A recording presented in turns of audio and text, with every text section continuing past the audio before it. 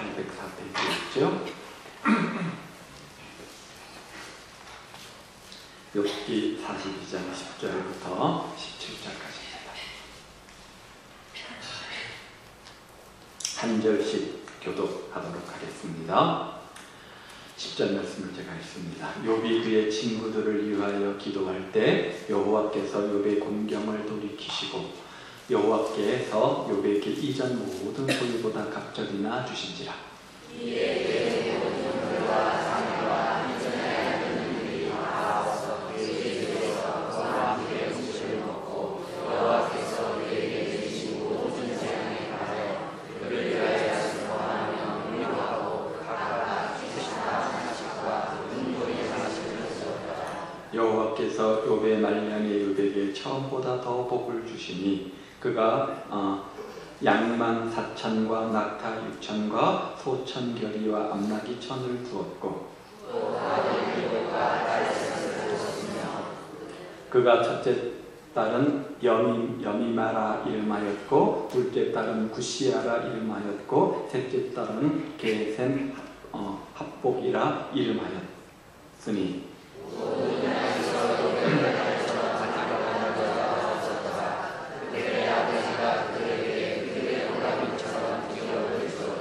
그 후에 욥이 140년을 살며 아들과 손자 4대를 보았고 아멘. 역전에 명수하면 생각되는 것이 하나 있죠. 군산 상고 야구팀 아닙니까? 이 학교 야구팀은 9회 초까지 지고 있다가 야구는 9회 말이 끝입니다. 9회 초까지 지고 있다가 9회 말에 들어가서 역전하는 팀이었습니다. 한 번이 아니라 그런 일이 2번, 3번 반복되면서 이러한 역전의 드라마로 인해서 이 야구팀이 전국적으로 유명해지지 않았습니까? 그런데 야구팀뿐만 아니라 인생도 역전하는 사람들이 참 많이 있는 것을 봅니다. 고난과 역경 중에도 꿋꿋하게 버티고 견디어서 마침내 반드시 승리하는 사람들이 있는 것을 보지요. 사실 인생의 승리는 언제나 역경을 이기는 사람들의 몫이다 이렇게 말할 수 있지 않습니까? 어려움을 수없이 겪은 사람은 어지간한 어려움에도 끄떡하지 않는 법입니다. 그래서 적당히 어려움을 겪어본 사람만이 강해지는 것이죠. 반대로 처음부터 승승장구한 사람들은 조그만 역경을 당하면 쉽게 무너지는 것을 또 우리가 보지 않습니까? 사실 오늘 본문의 욥은 승승장구한 사람이었습니다. 동방에서 그만한 의인이 없었죠. 막강한 지력가 아니었습니까? 명예와 권세를 가진 사람이었습니다. 자녀들이 잘 자라나서 행실이 부족함이 없는 효자들이었습니다. 이렇게 그는 세상적으로 전혀 부러울 것이 없는 그런 사람이었습니다. 그런데 그런 그가 단 한순간에 모든 것을 잃어버리게 되어집니다. 재산과 명예와 권세와 친구와 자녀와 아내까지 이 모든 가진 것들을 한순간에 잊어버리게 되죠. 이 정도 되면 어떤 사람이라고 해도 좌절하고 낙담으로 무너지는 것 당연한 것 아니겠어요? 인생을 살면서 이보다 더 큰 불행 당하는 사람이 또 어디 있겠습니까? 만약 여러분이 이런 불행의 주인공이라면 여러분이 그런 어려움을 당했다고 한다면 여러분 어떻게 반응하시겠어요? 거의 100% 분명합니다. 분노에 치를 떨 겁니다. 거의 100% 실망과 좌절과 낙심에 빠져서 자포자기 상태에 몸부림칠 겁니다. 그리고 세상을 원망하고 피해를 준 사람을 원망할 수밖에 없을 겁니다. 피해를 준 악한 사람에게 대해서 복수의 칼을 갈며 와심상담할 겁니다. 그리고 이런 환경과 조건을 주신 하나님에 대해서 불평하며 원망을 쏟아낼 겁니다. 이것이 인지상정이죠. 이러한 태도에 대해서 그 어느 누구도 비난할 수 없습니다. 나쁜 사람이다, 잘못된 태도라 그렇게 욕할 수도 없습니다. 왜냐하면 보통 사람으로서 우리 모든 인간들이 대응하는 상식적이고도 전통적 방법이 이런 방법이기 때문이죠. 그런데 오늘 본문의 욥이 취한 태도는 무엇입니까? 이러한 인간적 방법이 아니었잖아요. 이러한 큰 불행을 당했는데도 정말로 억울한 일을 당했음에도 불구하고 세상과 타인을 향해서 원망의 불을 뿜어내지 않았습니다. 분노의 화살을 바라지도 않았잖아요. 복수의 칼을 뽑지도 않았습니다. 하나님을 향해서 왜 나에게 이런 어려움을 주십니까? 라고 원망하며 불평하지도 않았습니다. 대신 자기 자신의 내면을 바라보기 시작합니다. 왜 하나님께서 나에게 이런 어려움을 주셨을까? 그 문제를 끌어안고 자기를 반성하며 문제의 원인을 찾기 시작한 겁니다. 아니, 뭘 잘했다, 뭘 잘못했다 이걸 떠나가지고 전능한 하나님 발 앞에 엎드려서 그의 진실한 뜻이 무엇인가를 묻고 싶었던 겁니다. 하나님, 이것을 통해서 나에게 주시는 교훈이 무엇입니까? 어떤 섭리가 있어서 이런 어려움을 주시는 겁니까? 하나님의 뜻이 무엇입니까? 라고 묻고 있는 거죠. 도저히 인간의 짧은 지혜로는 소견으로는 알 수도 없고 이해할 수도 없는 깊고도 깊은 신비한 뜻이 있을 것이라 하나님의 섭리를 믿고 인정하는 겁니다. 이것이 의로운 인간 욥이 고난당할 때 취한 대응 방법 아닙니까? 사랑하는 여러분, 어찌 정상적 이성과 감성을 가진 사람이 이러한 태도를 취할 수 있겠습니까? 불가능해 보이지 않습니까? 불가능해 보이는 그런 반응을 욥이 보인 것은 그 속에 존재하고 계시는 하나님의 영이 그를 감동시켰기 때문입니다. 하나님의 영이 우리를 지배할 때 우리는 육신적이고 세상적 방법 대신 초월적이고 영적 방법으로 대응할 수 있다는 겁니다. 그 결과 욥은 그런 역경과 불행을 극복하고 일어나서 마침내 반드시 인생의 역전을 이루어내는 축복의 주인공이 되지 않습니까? 오늘 우리도 욥처럼 어떤 불행한 일을 당했다고 할지라도 좌절과 낙담의 골짜기에 머물러서 있지 말고 믿음으로 인생 역전의 드라마를 이루어내는 여러분 되시기를 주님의 이름으로 축복을 드립니다. 자, 그렇다면 욥이 인생에서 도저히 감당할 수 없는 깊고 깊은 고통의 터널에 직면해 있음에도 불구하고 하나님을 원망하지 않고 하나님을 경외함으로 받은 축복, 마침내 반드시 받은 그 갑절의 축복의 내용이 뭡니까?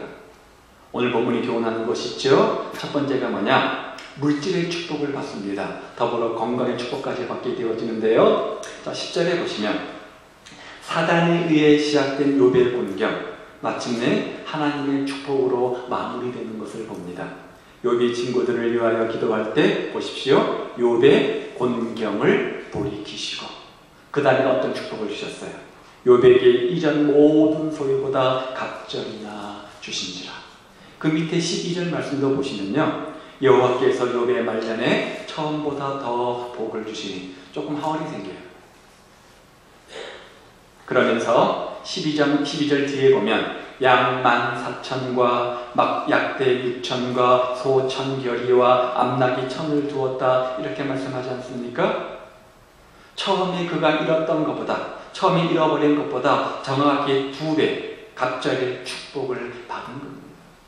욥은 이처럼 갑절의 축복의 주인공이 됩니다. 자, 이것은 그냥 오는 것이 아니라, 누구에게나 오는 축복이 아니라 고통을 인내하고 견뎌낸 신앙의 장부에게 주신 하나님의 큰 축복이었습니다.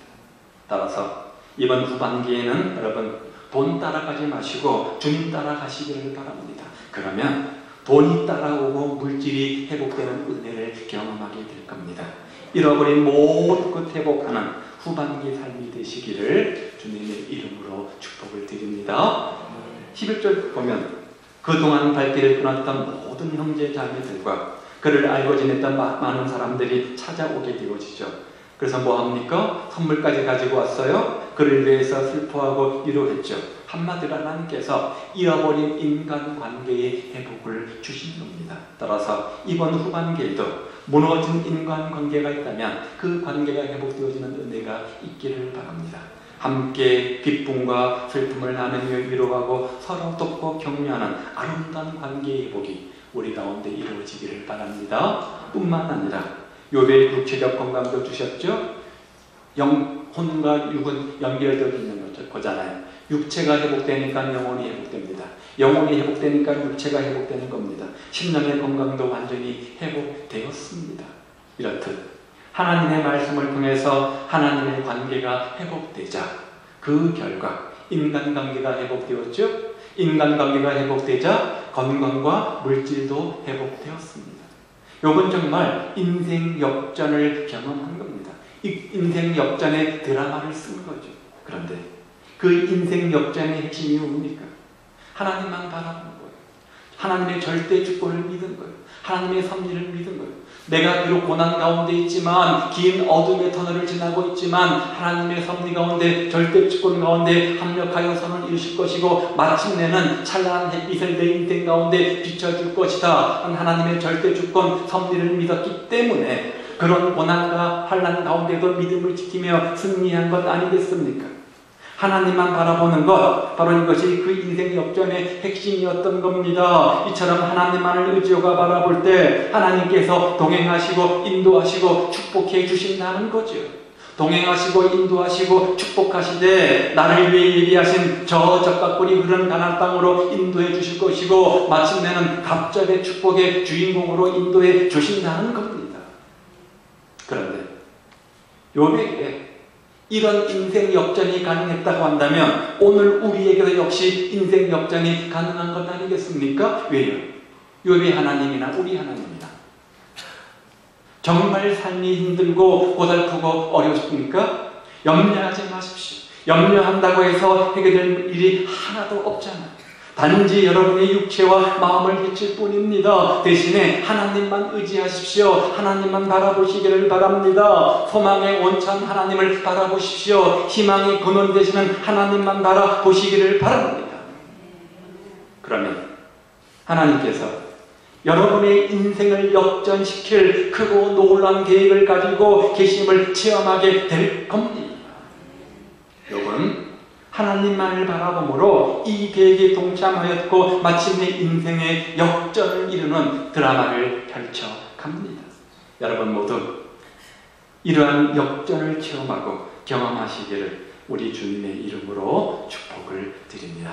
하나님만 바라보고 하나님만 의지하고 하나님의 섭리를 믿을 때 마침내 반드시 물질의 축복, 건강의 축복을 경험하게 되는 겁니다. 두 번째는요, 13절 이하에 보니까 아름다운 자녀들을 다시 얻게 되어지죠. 또 아들 7과 딸 3을 두었으며 모든 땅에서 욥의 딸들처럼 아름다운 여자가 없었더라. 욥이 누굽니까? 욥은 원래 자녀들을 지극정성으로 챙겼던 사람 아닙니까? 자녀들이 생일잔치를 하고 나면 그 이튿날 욥은 그들을 불러다가 자녀의 숙제대로 번제를 드렸습니다. 왜요? 혹시라도 생일잔치를 하면서 자녀들이 하나님께 죄를 지었거나 마음으로 하나님을 배반하는 일을 하였을까 염려했기 때문이죠. 만약 죄를 지었다면 어떤 문제가 발생합니까? 자녀들이 하나님의 벌을 받게 될 거고, 벌을 받으면 자녀들이 고통당하고 불행해지지 않습니까? 고통당하는 불행해지는 자녀의 모습을 보는 부모의 마음은 어떠하겠어요? 그래서 욥은 사전에 자녀들에게 이러한 불행이 일어나지 않도록 예방책으로 하나님께 번제의 제사를 드렸던 겁니다. 자녀들이 신앙을 잃어버리지 않도록, 신앙을 떠나지 않도록, 하나님을 멀리하지 않도록 그렇게 노심초사하며 최선을 다해서 자녀 신앙들을 잘 챙겼던 겁니다. 욥은 이 정도로 자녀들을 위해서 노심초사 최선을 다한 사람 아닙니까? 그런데 이렇게 아끼던 자녀들이 하나도 아닌 둘도 아닌 몇 명요? 10명이 한꺼번에 다 잃어버립니다. 다 잃어버리잖아요. 비록 지금 아무리 욥이 큰 고통을 당하고 있다고 할지라도 희망인 삶의 근원인 자녀가 함께 있었다고 한다면 희망 가지고 이 문제점 극복하지 않았을까요? 그런데 자녀가 없는 그에게 희망이란 호사스러운 말이었습니다. 한 조각의 소망도 남아있지 않았습니다. 이 땅에 대한 아무런 미련도 남아있지 않습니다. 그도 그럴 것이 지금 자녀를 가슴에 묻었는데 아무런 소망도 없는데 설상가상 또 다른 문제가 생기니까 무슨 희망이 있겠어요? 무슨 세상 살만 나겠어요? 아무런 소망도 없고 아무런 희망도 없고 그저 절망 그 자체였을 겁니다. 돈이야 벌면 되지, 인간관계야 회복하면 되지, 잃어버린 자식은 어떡할 거예요? 잃어버린 자식은 어떡할 거예요? 잃어버린 건강은 어떡할 거예요? 그런데 그럼에도 불구하고 그런 절망적 상황 속에서 그가 취한 딱 한 가지 방법이 뭐냐? 하늘에 계신 주님만 바라보는 겁니다. 욥기 말씀 보십시오. 1장 21절이죠. 주신 이도 여호와시요 거두신 이도 여호와시오니 여호와의 이름이 찬송을 받을지니라. 얼마나 놀라운 고백입니까? 하나님의 절대 신앙을 고백하고 있는 거예요. 하나님의 전권을 믿고 있는 겁니다. 인간의 한계를 인정하고 자신의 부족함을 인정하고 무한하신 하나님의 손에 모든 것을 맡기고 잠잠히 기다리는 태도 아닙니까?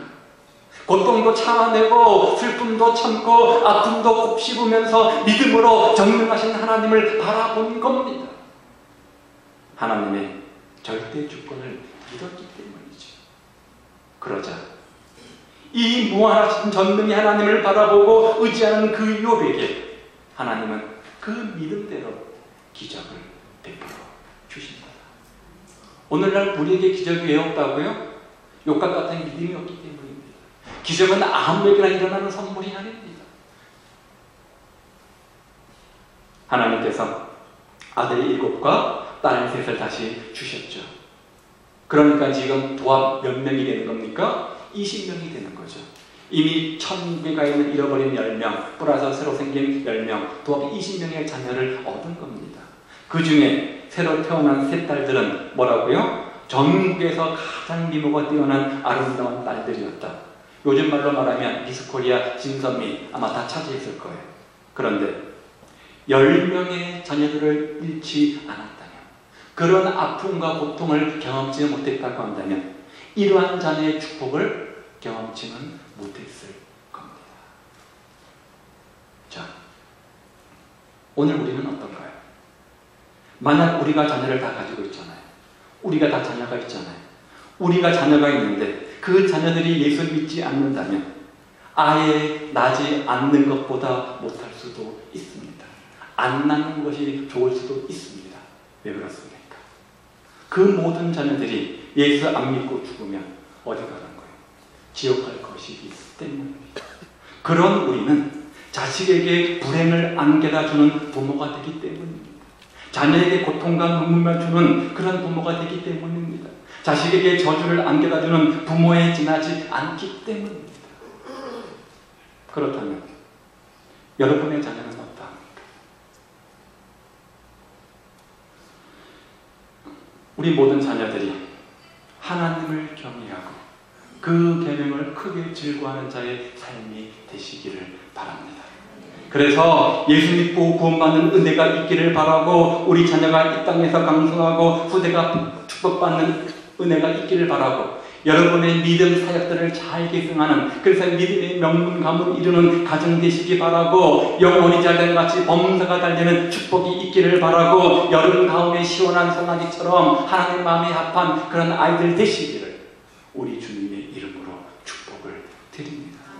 세상에서 이름을 알리고 출세하고 성공하는 것 위해서 기도해야 되겠지만 더 큰 은혜와 축복은 뭐냐? 내가 믿는 예수님, 내가 만난 예수님, 내 자녀, 내 후손들이 알아서 그 믿음의 유산, 신앙의 기생들이 잘 이루어지는 것, 모두가 하나님 앞에서 코람대오의 정신으로 사는 것, 이거 아니겠습니까? 그래서 여러분의 가문을 통해서 이 시대에 아브라함 같은, 요셉 같은, 다윗 같은 그런 훌륭한 믿음의 인물 배출하는 믿음의 명문 가문 되시기를 주님의 이름으로 축복을 드립니다. 자, 세 번째 축복은요, 장수의 축복을 경험합니다. 보십시오. 그 후에 욥이 140년을 살며 아들과 손자 4대를 보았고, 자, 욥은 모든 것을 이제 하나님의 은혜 가운데 회복하죠.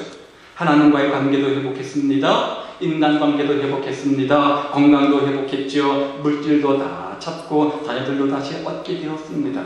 모든 것을 회복하되 갑자기 축복의 주인공 되지 않았습니까? 그런데 이 모든 것이 회복되었다고 할지라도 그것을 지키지 못한다고 한다면 무슨 의미가 있겠어요?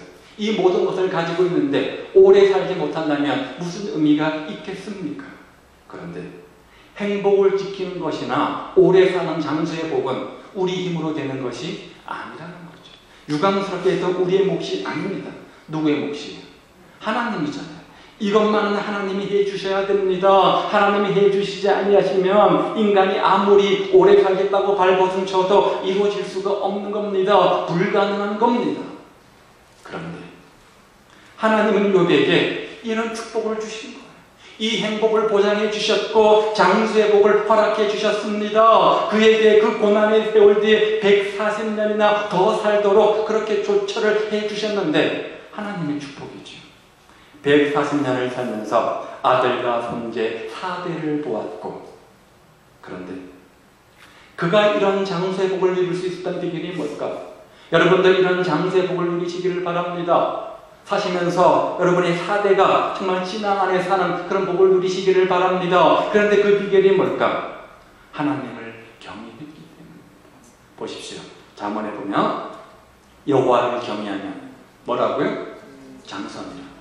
제가 틀린 말 했어요? 장수의 비결이 뭐예요? 하나님을 경외하는 거예요.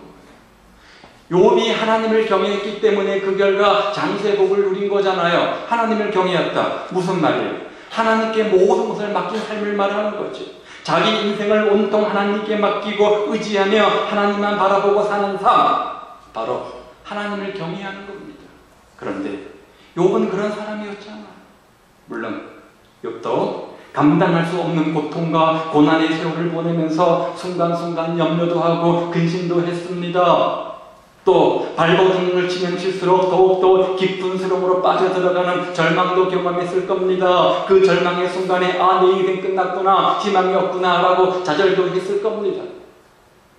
그래서 믿음도 흔들리고 의심도 생겼을지 모르겠어요. 그러나 그럴 때마다 다시 하나님을 바라보았잖아요. 하나님을 붙잡으려고 안간힘을 쓰지 않았습니까? 결코 하나님의 손을 놓지 않으려고 발버둥을 치며 믿음의 밧줄을 꽉 붙잡고 하나님의 섭리를 절대적으로 믿고 의지하며 신뢰하지 않았습니까? 그 결과 하나님은 그 극심한 고난의 아픔 뒤에 형용할 수 없는 기쁨을 준비해 놓고 계셨던 겁니다. 캄캄한 한밤중을 지난 다음에 맞이하는 햇빛이 더욱더 찬란하고 유난히 눈부신 것 아니겠어요? 고통 뒤에 경험하는 하나님의 은혜와 축복은 더욱더 큰 겁니다. 왜 나에게 이런 어려움을 주시는지, 왜 나에게 이런 고통을 주시는지, 왜 그랬는지 우리 인간이 다 이해할 수는 없지만 하나님은 고난을 통해서 우리에게 행복을 주시는 것 같습니다. 고난의 용광로를 통과해야만 인생의 진정한 행복을 지킬 수 있기 때문일 것입니다. 그래서 고난은 유장된 축복이다 이렇게 말하는지 모르겠어요. 욥은 이 고난의 용광로를 잘 통과했잖아요. 하나님을 바라봄으로 잘 통과했습니다. 하나님의 절대 주권을 신뢰함으로 이 고난을 훈련의 강야를 잘 믿음으로 통과했습니다. 그래서 그가 다시 받은 축복을 만세까지 누릴 수 있는 장수의 복을 받은 것이죠. 그래서 욥은 이렇게 고백하잖아요. 내가 가는 길을 그가 아시나니 그가 나를 단련하신 후에는 순금같이 나오리라. 정금같이 나오리라. 평탄하고 순탄한 길이 행복이 아님을 기억하십시오. 항상 이기고 승리하는 길만이 세상에 안 수 있다는 사실을 기억하십시오. 그것은 단조롭고 재미없는 인생일 수 있습니다. 그것은 인생을 교만하게 만드는 독약일 수도 있습니다. 그래서 돌이킬 수 없는 재앙을 불러들일 수도 있다는 사실을 기억하십시오. 사랑하는 여러분, 그래서 흔히 말하기를 고난은 우리의 친구다 이렇게 말하죠. 고난은 우리의 스승이다. 고난은 하나님의 사람으로 연단시키는 조련사 역할을 한다 이렇게 말하잖아요. 이제 어떠하시겠습니까? 여러분 인생 가운데 비바람과 폭풍과 있습니까? 감히 어떻게 할 수 없는 그런 큰 환난과 고통 가운데 몸부림치며 눈물 흘리며 상처 가운데 아파하십니까? 살아가면서 고통과 어려움이 없다면 얼마나 좋을까요? 그런데 주님의 가르침은 세상에서 너희가 환난을 당한다. 세상에서 너희가 환난을 당한다. 이렇게 말씀하시죠. 현실은 그렇지 못해요. 그럴 때 뭐라고 말씀하십니까? 세상에서 우리가 많은 근심과 걱정을 하며 살아가는 것이 인생일 텐데 그때 인내해야 된다. 그러면서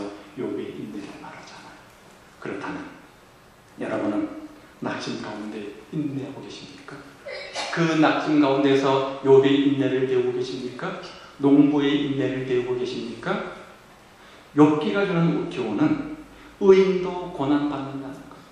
반드시 의인도 고난이 있다는 것. 그리고 그 고난은 우리에게 뭔가 모르는 하나님의 깊은 뜻이 숨겨져 있다는 것. 그것을 섭리라고 말하죠. 고난과 실패는 반드시 죄 때문이 아니라는 것. 죄 때문에 고난받고 실패한다면 여기 가운데 있을 사람 누가 있습니까? 우리 모두가 다 없어야 됩니다. 성도도 고난당할 수 있다는 겁니다. 목사도 고난당합니다. 그런데 그 고난에는 하나님의 깊으신 뜻이 숨겨져 있다는 겁니다. 그러므로 뭐 하지 말라는 거예요? 원망하지 말라는 거예요. 낙심하지 말라는 거예요. 욥기 말씀 보십시오. 이 모든 일에 욥이 범죄하지 아니하고 하나님을 향하여 어리석게 원망하지 아니하니라. 원망하지 말라는 거예요. 고난 때문에 범죄하지 말라는 거예요. 원망은 어리석은 거라는 거죠. 대신에 뭐 해야 되느냐? 하나님의 절대 주권을 믿고 기도하라는 거예요.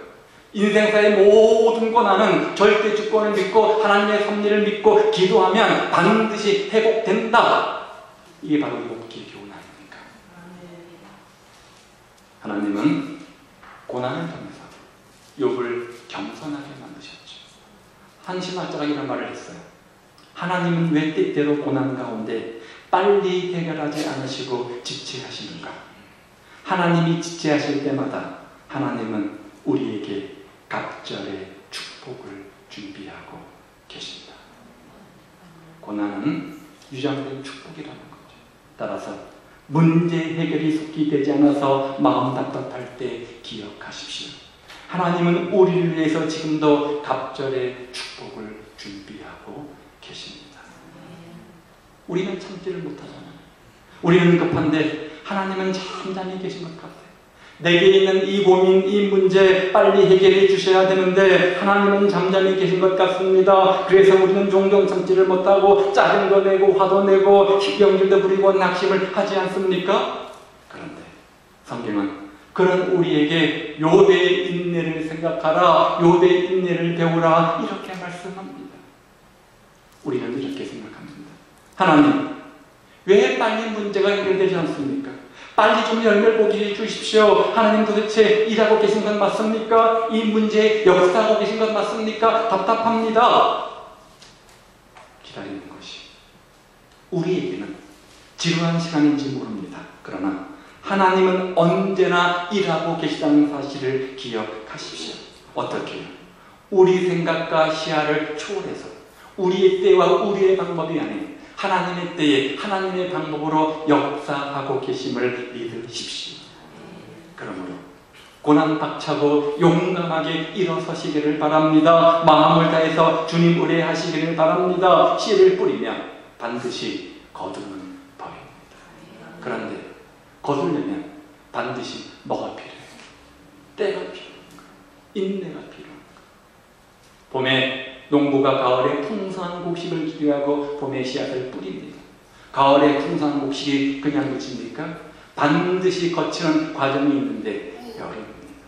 여름은 어떤 곳입니까? 비바람이 있죠. 폭풍우가 있죠. 병충해가 있죠. 가뭄이 있죠. 홍수가 있죠. 이 어려운 계절을 극복해야지만 반드시 가을에 풍성한 열매, 곡식을 거두게 되는 겁니다. 따라서 고난이 다가올 때, 환난이 다가올 때 피하지 마십시오. 절대 두려워하지 마십시오. 우리가 이기지 못할 시험이 없습니다. 우리가 극복하지 못할 시험이 없습니다. 우리가 감당하지 못할 시험이 없기 때문입니다. 이 사실은 성경은 분명히 하죠.